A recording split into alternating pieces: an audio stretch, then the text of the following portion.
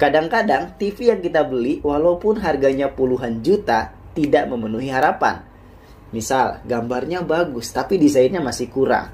Desainnya udah bagus tapi internetnya jadul. Atau mungkin udah canggih tapi sayang pas dimatikan, sama seperti TV-TV yang harganya jutaan gitu ya. Hitam gelap seperti itu aja, tidak membuat ruangan menjadi lebih estetis. Nah, pertanyaannya, ada nggak TV yang memenuhi harapan kita? Dalam artian gambarnya bagus, kontrasnya maksimal, warnanya kaya, desainnya cantik, internetnya pun yang tercanggih. Untuk menjawabnya, kita lihat video review berikut.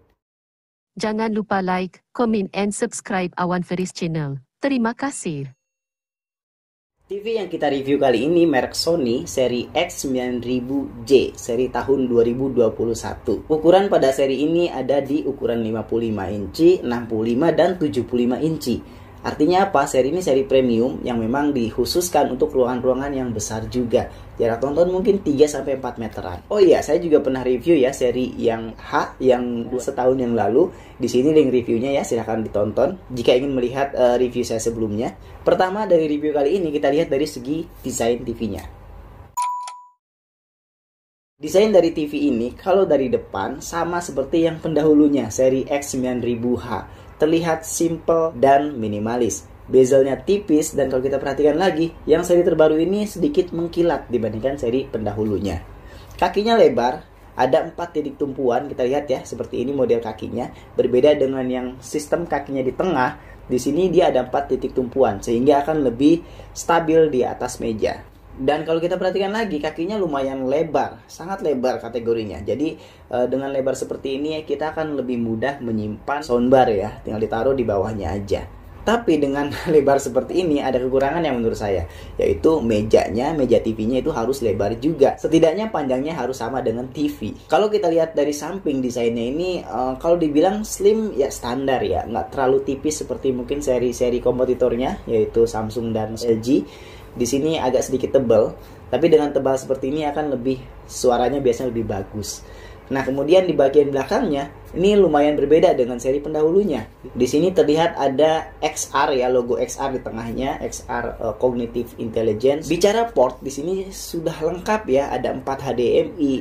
Kerennya lagi yang 2 HDMI-nya ini sudah support HDMI 2.1 yang memang sangat cocok sekali dengan konsol PS5 atau Xbox seri yang X ya, mungkin yang paling tinggi. Nah, kemudian bisa connect ke laptop juga dan gambarnya tidak akan pecah nanti ketika kita tayangkan slide di sini dari laptop, walaupun tulisannya itu tulisan-tulisan yang sangat kecil. Kemudian portnya itu semuanya di samping ya. Jadi ketika nanti ditempel di tembok, di bracket, kita akan sangat mudah melepas dan menyambungkan colokan-colokan ketika kita akan mengganti colokan dan lain sebagainya. Tapi ya dengan seri premium seperti ini menurut saya ya, ini pribadi saya saja, saya rasa kurang begitu rapi untuk kabel di belakangnya. Tidak ada kabel manajemen atau alur kabel seperti mungkin kalau mau dibandingkan dengan merek yang Samsung ya, ada alur kabel khusus sehingga nanti kabel di belakangnya terlihat lebih rapi saja. Tapi kalau misalkan penempatan kita mepet ke tembok atau di bracket sebenarnya nggak masalah sehingga kelihatan juga ya. Hanya ketika kita tempatkan di tengah mungkin, ketika dilihat dari belakang pastinya akan terlihat kurang rapi saja. Itu dari segi desain. Kemudian yang kedua kita lihat dari segi smart TV-nya. Berbeda dengan Sony yang tahun lalu, yang ini sekarang sudah menggunakan Google TV. Nah, luar biasa ya. Jadi klaimnya Sony dengan Google TV ini akan lebih cepat aksesnya dan tentu konektivitasnya pun akan lebih baik seperti Chromecast, yang mana kita bisa dengan mudah mengkoneksikan HP ke TV. Jadi semisalnya ada keterbatasan aplikasi di TV, kita bisa pakai aplikasi di handphone aja, kita langsung tampilkan ke layar yang lebih besar, kita nonton di TV-nya nanti. Jadi dengan mudah kita bisa share aplikasi yang ada di handphone. Dengan Google TV ini juga di bagian nanti apps-nya atau di aplikasinya itu akan lebih terkategorisasi. Jadi memudahkan kita saat mengakses dan mencari aplikasi-aplikasi yang ingin kita install. Nah, dengan Google TV ini juga akan sangat mudah terkoneksi dengan iPhone, atau kita bilangnya lebih friendly ya, dengan aplikasi AirPlay ya, langsung kita koneksikan aja, yang penting terkoneksi ke jaringan yang sama. Android TV dengan Google TV tentunya sama saja ya, mudah penggunaannya, di apps-nya terkategorisasi, dan Google TV ini yang memang diklaim oleh Sony ini lebih responsif saja. Nah, Google TV FYI itu ada memiliki 7.000 aplikasi teman-teman, bisa di-download ke TV-nya tersebut. Kita bandingkan dengan Tizen mungkin, ya, Tizen hanya 2.000 aplikasian. Dan dengan Google TV ini pun saat tidak digunakan TV-nya bisa berubah menjadi personal foto gitu. Daripada pas dimatikan itu warna hitam seperti itu aja ya. Ini akan lebih keren kalau kita jadikan sebagai dekorasi ruangan dengan personal foto tersebut. Jadi seperti wallpaper. Keren ya. Nah, yang menarik juga dari Google TV dibandingkan yang Internet TV atau Smart TV atau mungkin Web OS dan lain sebagainya, di sini kita bisa akses televisi-televisi dari berbagai negara. Dari negara kita udah pasti, kemudian dari negara-negara yang lain pun kita bisa akses. Seperti ini contohnya, kita lihat di sini ya.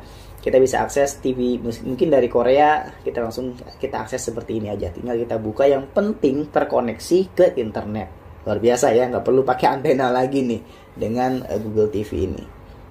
Nah, berbicara tentang Smart TV, kita nggak lengkap kalau kita nggak bahas yang namanya remote controlnya. Remote controlnya seperti TV Sony sebelumnya kalau kita lihat ya. Cuma ada tambahan di sini, shortcutnya itu ada YouTube Music dan ada Prime Video yang sebelumnya kan nggak ada tuh.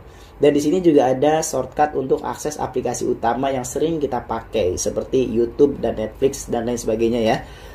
Ada juga tombol voice di sini sehingga kita bisa mengontrol TV ini langsung menggunakan voice kita.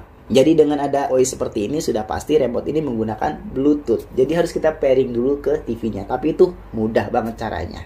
Kita sudah lihat desainnya, kita lihat Smart TV-nya, kemudian kita lihat dari segi kualitas gambar. Karena ini sangat penting banget, atau yang saya mungkin bilangnya paling penting dari sebuah televisi. Sebetulnya untuk melihat kualitas gambar, pengennya ada tempat khusus ya. Jadi kita bisa bandingkan. Karena bicara kualitas gambar, itu sangat luas. Kita harus lihat pada gambar-gambar tertentu dan alat-alat pengukur dan penunjang lain ya, seperti mungkin kita coba dengan pantulan cahaya, kita lihat dari sudut samping, ruangannya kita gelapin, ruangan kita terangin, atau mungkin jenis kontennya dan lain sebagainya. Jadi memang untuk mengukur gambar kita harus butuh alat penunjang lain. Tapi ya sementara ini kita lihat dari fitur yang dimilikinya saja. Nah, berbicara gambar pasti kita berbicara tentang kontras. Nah, di sini kontrasnya sangat-sangat maksimal. Di sini memiliki warna putihnya yang sangat terang sekali dan warna hitamnya yang sangat-sangat pekat dibandingkan seri sebelumnya. Karena memiliki sistemnya backlight-nya itu full array. Jadi sangat-sangat maksimal kontrasnya. Biasanya kalau di malam hari ya, pada warna bintangnya itu tidak akan ada efek halo. Ya, jadi dia akan tetap terang, tetap terlihat jelas, dan warna hitamnya pun yang di samping bintangnya tetap warna hitam pekat. Ini luar biasa, keren banget sih.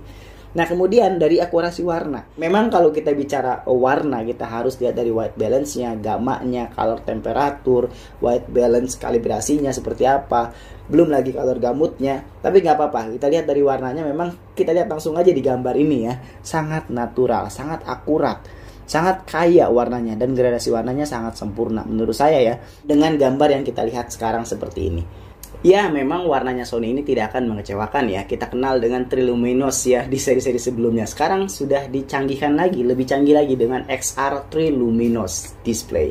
Yang mana dengan XR Triluminos Pro ini akan sangat-sangat kaya warna dan memang betul-betul akurat warnanya. Tidak hanya itu, tidak hanya warna, tapi memang engine yang dimiliki XR Cognitive Intelligence ini memang lebih canggih dibandingkan seri yang kompetitornya yang menggunakan AI atau Artificial Intelligence ya. Di sini Cognitive Intelligence itu lebih baik dibandingkan AI.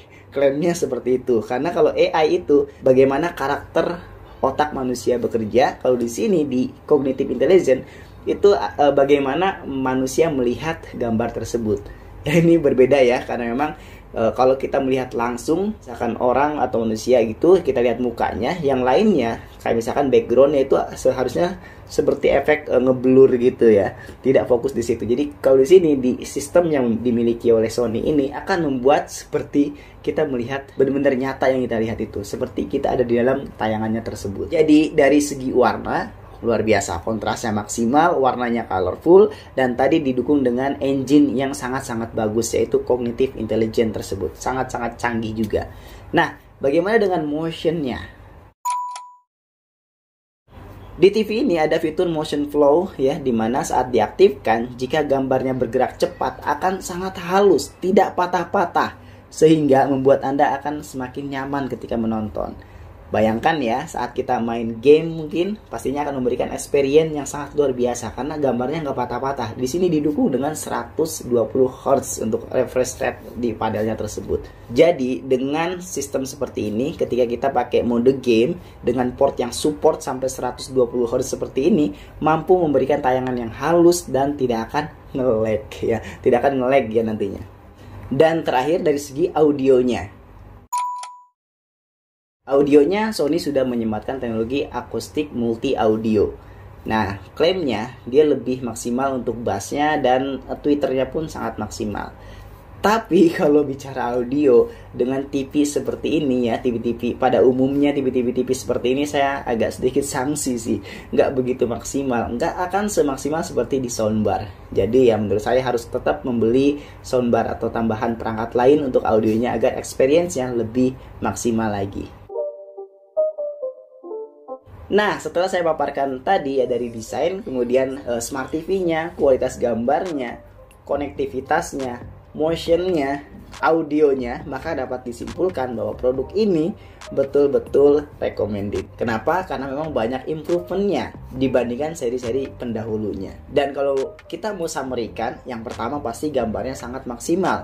Kontrasnya tinggi, warna hitamnya pekat, terangnya juga sangat maksimal juga. Gambarnya detail dengan resolusi 4K, kemudian teknologi full array yang dimilikinya itu membuat gambarnya sangat-sangat tidak ada efek halo antara warna terang dan gelapnya. Warnanya colorful walaupun ada yang mengatakan color gambutnya nggak semaksimal yang seri sebelumnya ya. Terus TV ini juga maksimal gambarnya walaupun ditonton di ruangan yang gelap maupun terang.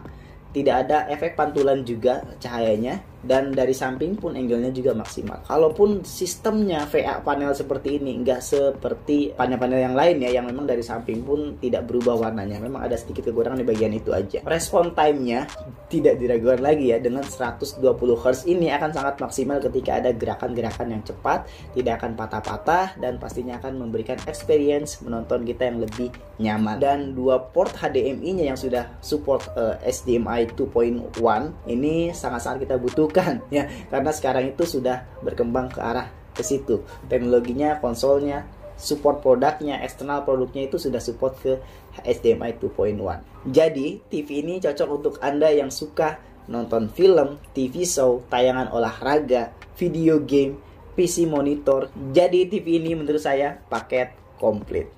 Semoga review kali ini membantu untuk membandingkan dengan merek-merek yang lain. Silahkan dilihat review-review yang lain juga ya. Dan jika berminat dengan produk ini, silahkan cek di deskripsi. Saya cantumkan nomor telepon sales yang menjualnya. Sampai jumpa di review-review berikutnya.